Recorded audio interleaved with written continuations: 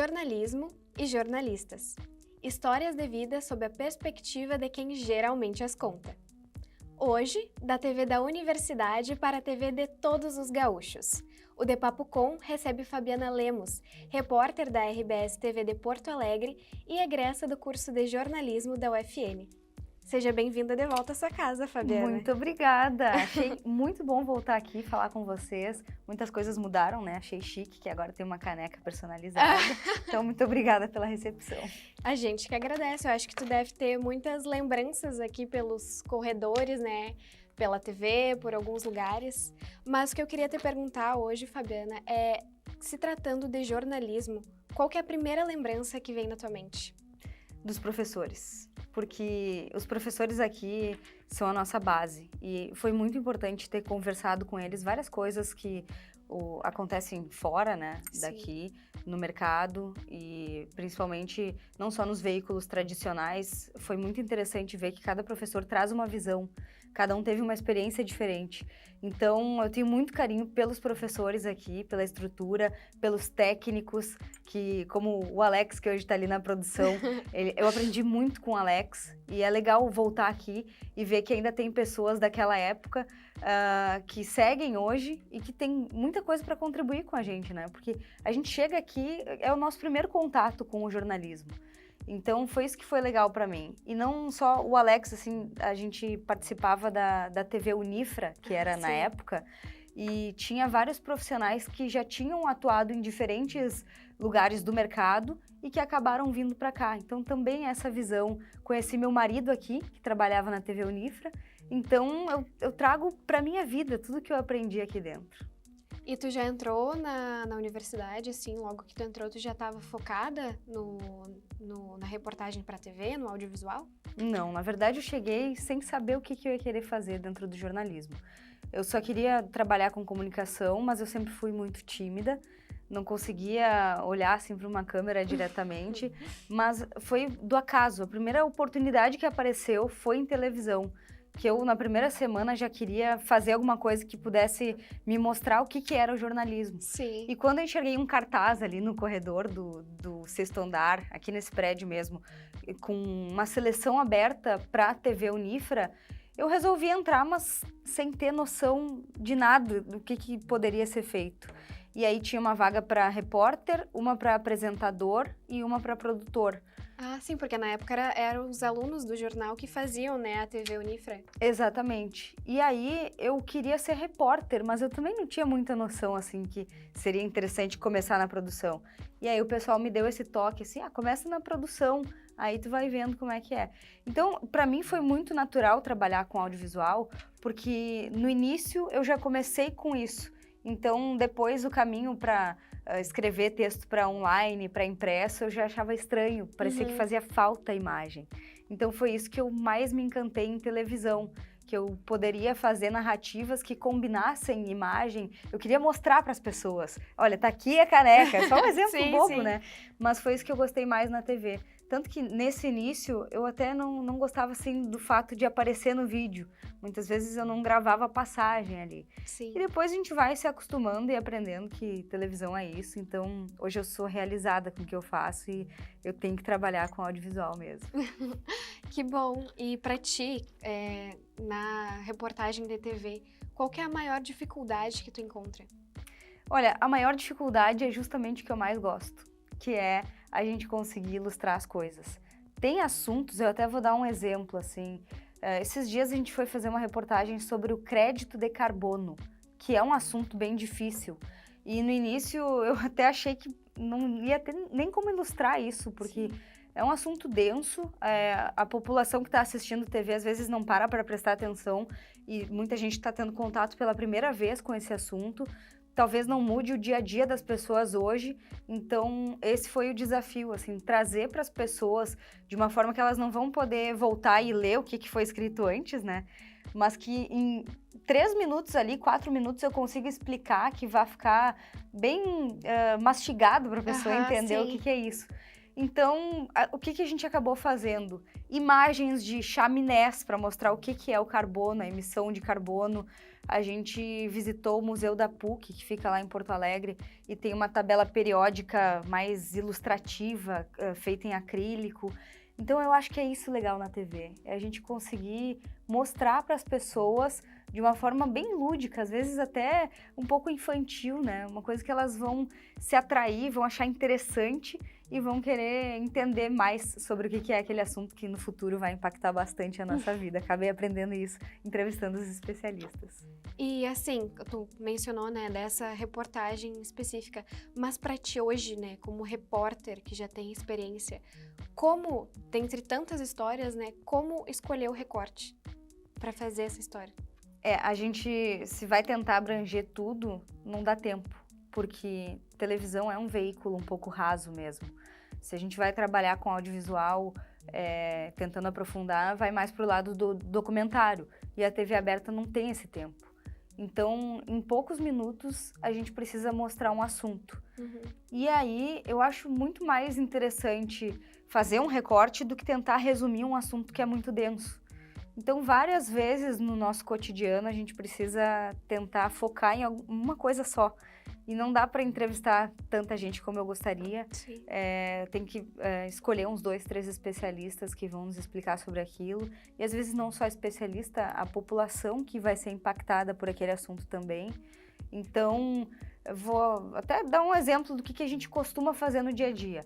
Entrevistar um especialista, uma autoridade no assunto e uma pessoa que é impactada por aquilo, ou mais de uma pessoa.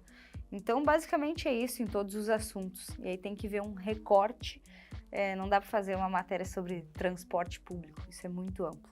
Tem que ser sobre, Algo bem específico, por exemplo, né? a dificuldade que existe hoje em dia para conseguir manter o preço da tarifa, que já pesa bastante para várias pessoas.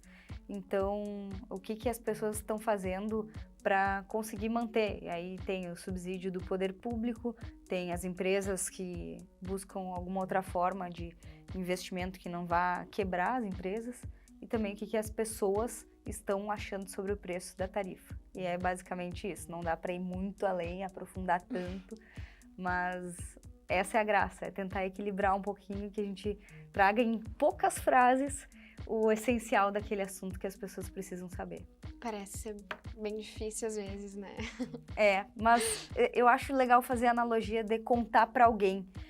Se eu vou contar para ti um assunto, o que eu vou deixar de fora, que não vem ao caso. Não é tão importante. O que não é tão importante nesse momento, pelo menos, né? Porque tem coisas que são importantes e que a gente não cita.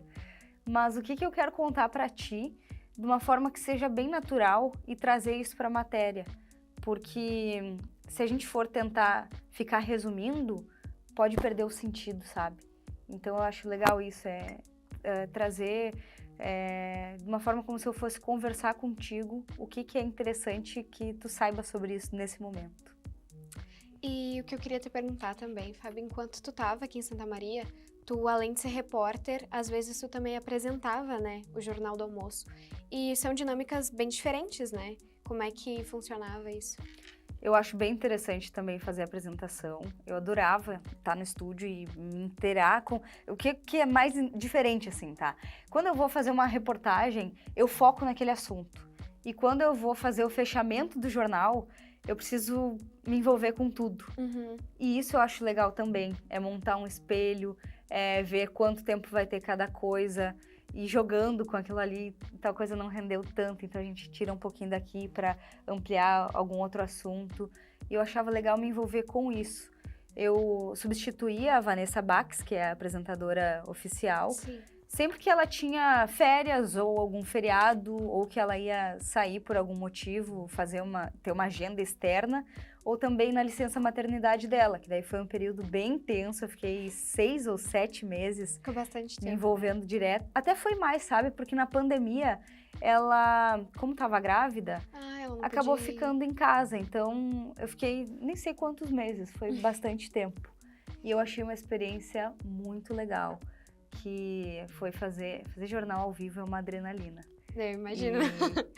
O jornal tem que ir ao ar do jeito que dá, não é do jeito que a gente idealiza, né? Então tem que se desapegar de algumas coisas, tem coisas que eu gravei que eu não gostaria de cortar, mas que tem que cortar. Então, é uma experiência bem legal, da gente desapegar do que foi gravado, tentar cortar mais um pouco o material, focar no que é importante, e quando surge um factual, assim, no fim da manhã, é aquela coisa horrível, mas que é bom ao mesmo tempo. Quando termina o jornal, a gente se sente, assim, de missão cumprida, né? Mas assim, qual deles tu prefere? Não sei. Entre ser repórter e apresentadora? Sabe que eu gosto das duas coisas? Acho que são experiências diferentes. Não sei dizer qual que eu prefiro. Eu gosto dos dois. Gosto dos dois. Tá, o nosso tempo já tá, felizmente, quase lá no finalzinho. Então, uma coisa que eu gostaria de te perguntar, que é algo assim, acho que é mais teu, na verdade, né? Eu acho que cada repórter tem o seu.